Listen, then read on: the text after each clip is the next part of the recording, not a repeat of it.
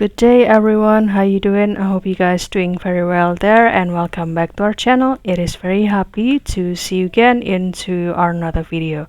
So this time I'd like to share you how to lock the object in the PowerPoint slide. So without any further ado, and let's get into the tutorial.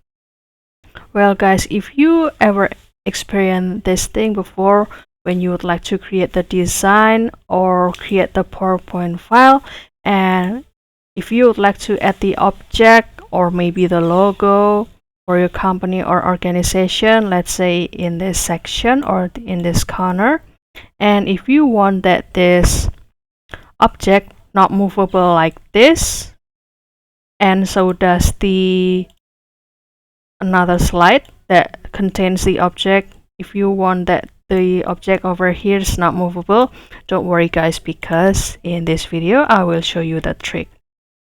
For the Microsoft PowerPoint that has already been in the newest or the latest update, let's say for the 365, if you select this object and give it a right click, they usually contains the menu named locked, and after that you can start to lock this object and you can continue to create your design.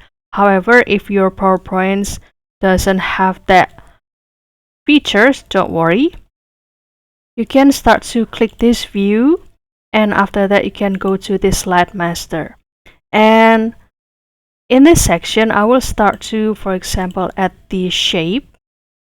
For example, I will put it over here.